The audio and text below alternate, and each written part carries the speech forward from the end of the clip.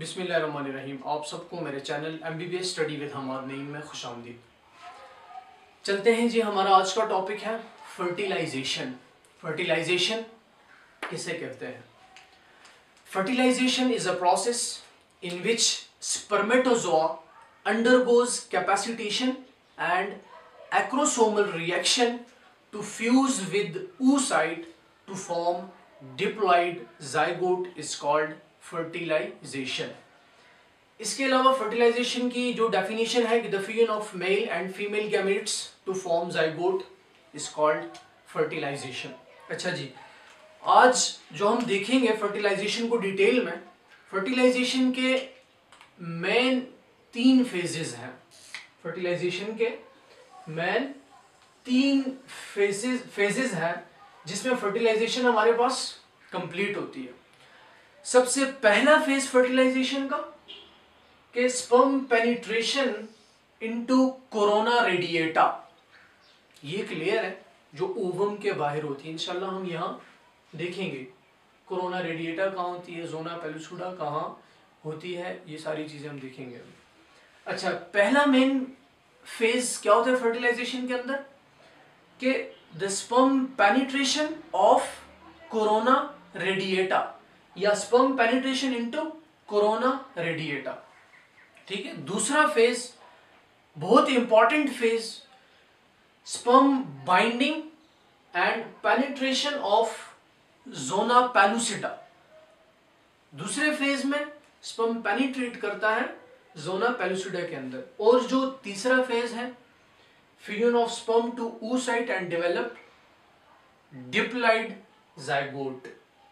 ठीक है। oocyte के सेल मेम्ब्रेन से मिलता है स्पर्म, फ्यूज करता है और डिप्लॉइड जाइगोट बनाता है।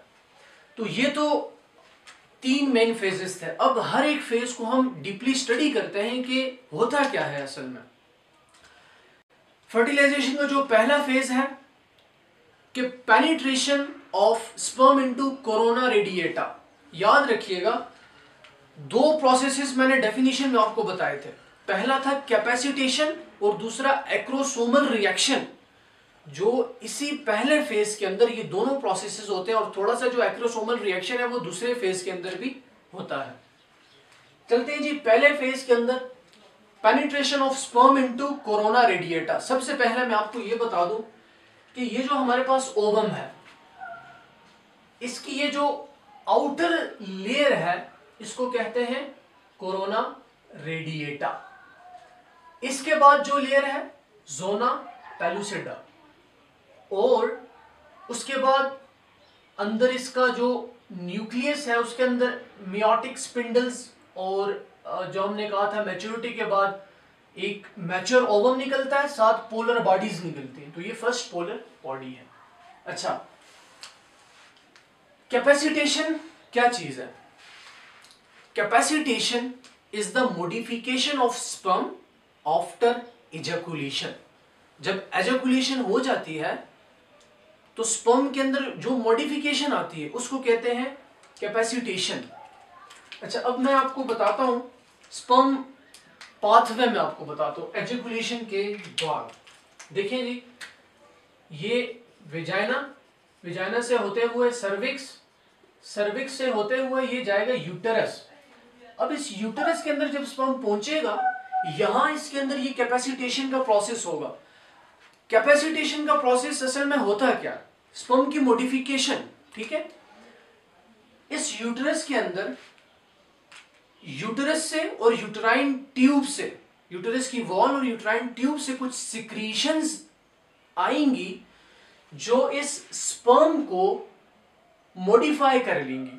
ये देखिएगा कैपेसिटेशन का प्रोसेस चल रहा है। ये स्पर्म था हमारा, ये वाला स्पर्म इस वक्त हमारे पास कहां मौजूद है जी? यूटेरस में मौजूद है। ठीक है। यूटेरस में यूटेरस की वॉल्स और यूटेराइन ट्यूब से कुछ सिक्रीशंस आई जिन्होंने इस स्पर्म को मॉडिफाई किया। किस लिए? To become more fluent. इसकी फ्लूइडिटी जो है वो ज्यादा हो ताकि ये आसानी से आगे जाके फर्टिलाइजेशन के प्रोसेस में इस्तेमाल हो और आगे जाके फर्टिलाइजेशन कर सके। तो जैसे ही सिक्रीशंस आई उन सिक्रीशंस ने इसको मॉडिफाई किया, इसके प्लाज्मा मेम्ब्रेन को उन्होंने डीस्टेबलाइज किया, इसके एक्रोसोम को डीस्टेबलाइज करके प्लाज्मा मेम्ब्रेन को इन्होंने मोर फ्लूइडिटी इसके अंदर ले आई, वो जो सिक्रीशंस हैं, ठीक है, मोर फ्लूइडिटी आ गई यहां तक। उसके बाद इसके अंदर और चेंजेस आएंगी कि ये जो स्पर्म है इसका, ये जो इसकी जो टेल है ये ज्यादा मूव करनी शुरू हो जाएगी, इसके अंदर इसकी स्पीड फास्ट हो जाएगी, इसके टेल की फ्लैजिलरी मूवमेंट इसके अंदर ज्यादा हो जाएगी। तो ये कैपेसिटेशन है जी, ये स्पर्म की देखिए मॉडिफिकेशन आ गई ना। जिस वक्त एजैकुलेशन हुई थी यूट्रस के अंदर स्पर्म इस तरह मौजूद था, उसके बाद इसके अंदर सिक्रीशंस के बाद चेंजेस आई, फ्लूइडिटी इसकी इंक्रीज हुई, फिर करते करते इसके स्पर्म की जो फ्लैजिलरी मूवमेंट है वो इंक्रीज हुई, ये फास्ट हुआ, इसकी मूवमेंट फास्ट शुरू हो गई। अब जी यहां देखें स्पर्म पहुंच चुका है फ्लोपियन ट्यूब के अंदर, ठीक है, फ्लोपियन, ये भी फ्लोपियन ट्यूब के अंदर ही है। अब स्पर्म पहुंच चुका है अगर एम्पुला वाले रीजन में जहां फर्टिलाइजेशन होती है, याद रखिएगा फर्टिलाइजेशन हमारे पास एम्पुला वाली रीजन में पाई जाती है, ठीक है। तो अब स्पर्म ने एंटर करना है कोरोना रेडिएटा के अंदर, ओवम के अंदर फॉर फर्दर फर्टिलाइजेशन।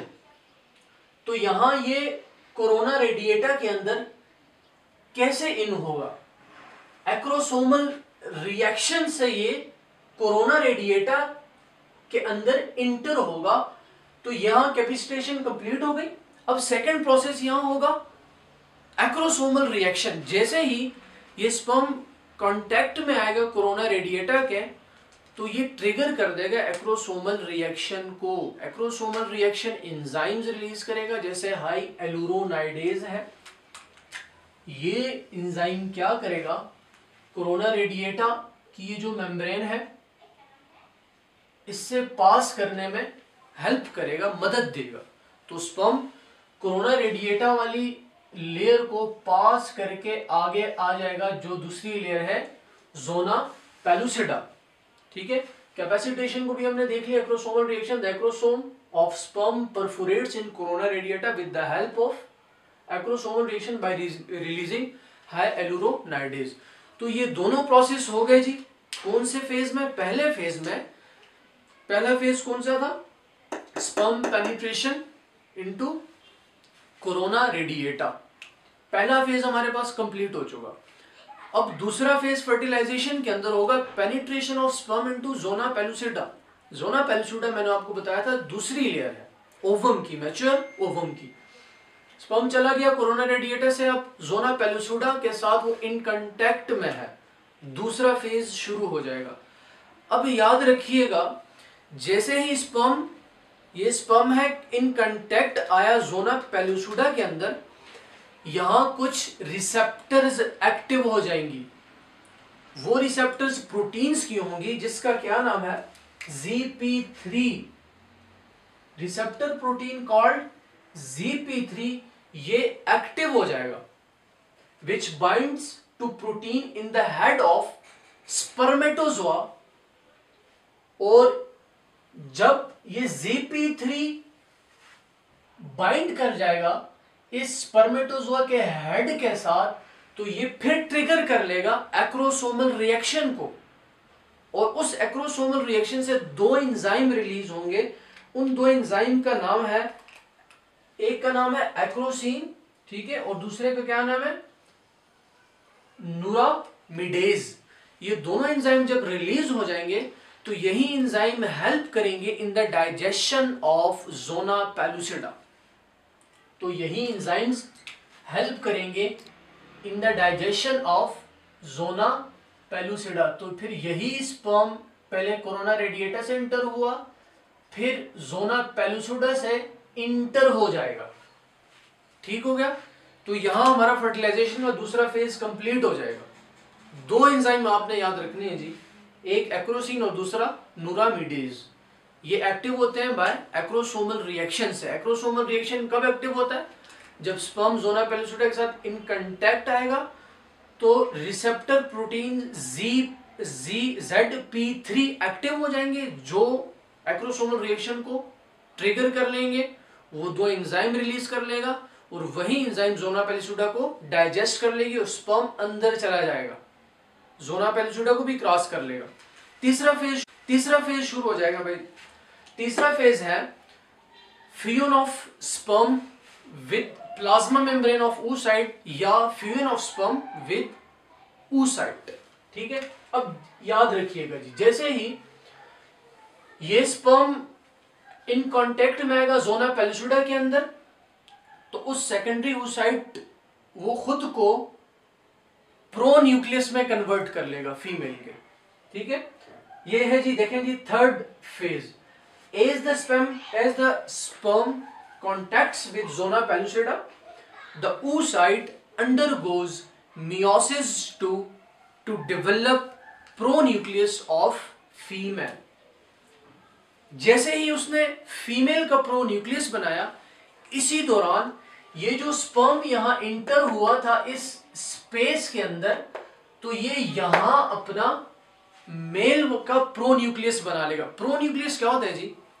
प्रोन्यूक्लियस उसे कहते हैं कि फ्यूजन से पहले न्यूक्लियस के पास जो हैप्लॉइड नंबर ऑफ क्रोमोसोम होते हैं उसको हम कहते हैं प्रोन्यूक्लियस, और न्यूक्लियस के पास डिप्लॉइड नंबर ऑफ क्रोमोसोम होते हैं। ये इनमें थोड़ा सा फर्क है। अच्छा जी, अब इस मेल वाले ने मेल प्रोन्यूक्लियस बनाया, मेल वाले से मुराद स्पर्म ने मेल प्रोन्यूक्लियस बनाया और इस ओवम ने फीमेल प्रोन्यूक्लियस बनाया। अब इसके बाद क्या होगा? दोनों मिल जाएंगे, जाइगोट बन जाएगा और फर्टिलाइजेशन का प्रोसेस हमारा कंप्लीट हो जाएगा। तो ये था जी फर्टिलाइजेशन का प्रोसेस। अब इसकी समरी करते हैं। हमने क्या पढ़ा?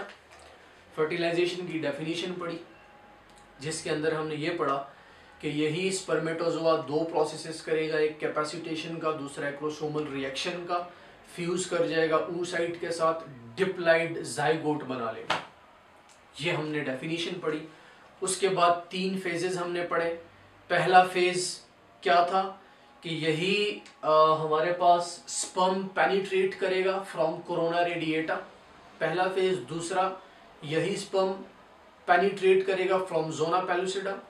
तीसरा फेज, यही स्पर्म फ्यूज करेगा oocyte के साथ टू फॉर्म जाइगोट। ठीक है, स्पर्म इसने 2 प्रोसेसेस किए, मूव थ्रू कोरोना रेडिएटा, जिसने ट्रिगर्स किया एक्रोसोमल रिएक्शन को। इसी एक्रोसोमल रिएक्शन ने एक्रोसिन और न्यूरामिडेज एंजाइम को एक्टिवेट किए, जिसने ज़ोना पेलुसिडा को डाइजेस्ट किया। डाइजेस्शन के बाद फीमेल ओवम ने फीमेल प्रोन्यूक्लियस बनाया, मेल स्पर्म ने मेल प्रोन्यूक्लियस बनाया और फ्यूज करके जाइगोट बनाया, और यही है हमारा फर्टिलाइजेशन। आज के लिए इतना ही काफ़ी। अपना ख्याल रखिएगा। अल्लाह हाफ़िज़।